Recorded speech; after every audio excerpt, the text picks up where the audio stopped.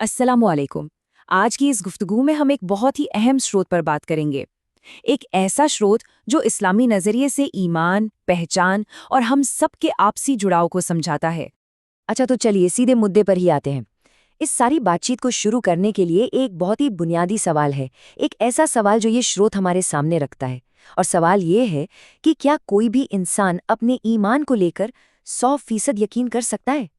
और यहीं से इस स्रोत का सबसे बुनियादी तर्क सामने आता है, वो ये कि आखिरी फैसला सिर्फ और सिर्फ खुदा का है। असल में यही वो सोच है जो हमारे अंदर एक मोमिन के लिए सबसे ज़रूरी चीज़ यानी आजिज़ी की बुनियाद रखती है। और ये बात हमें अपनी इंसानी हदों के एक बहुत ही ज़रूरी पहलू पर ले आती है। मतलब ये दावा करना कि हम खुदा के गैब का इल्म जानते हैं, ये एक आजिज़ मोमिन का तरीका हो ही नहीं सकता। तो फिर सही रवैया क्या है? सही रवैया ये है कि हम अपना ईमान और अपने अमल पेश तो करें, लेकिन उसकी कबूलियत होगी या नहीं और उसका दर्जा क्या होगा, इस बात का फैसला पूरी तरह से क़यामत के दिन पर छोड़ दें। अब यहाँ से बात एक बहुत ही दिलचस्प मोड़ लेती है। ये जो यकीन का अंदरूनी सवाल है ना, ये बाहरी तौर पर फिरकों और हमारी अलग-अलग पहचानों के बनने से कैसे जुड़ जाता है। आइए इसको समझते हैं। इसके लिए स्रोत हमें थोड़ा इतिहास में ले जाता है।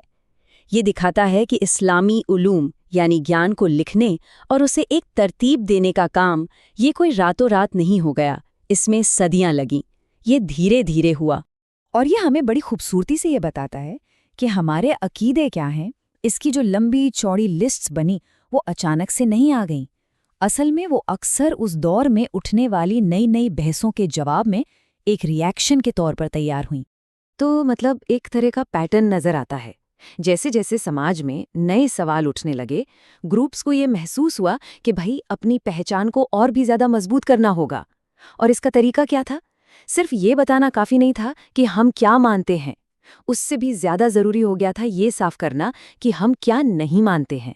यही वो हम और वो वाली लकीर थी जिससे पहचानें और मजबूत होती चली गईं। तो इस पूरी तारीखी बैकग्राउंड के बाद चलिए अब स्रोत के मरकजी ख्याल पर आते हैं और देखते हैं कि ये हमारी मजहबी पहचान के पूरे आइडिया को किस तरह एक बिल्कुल नई शक्ल देता है।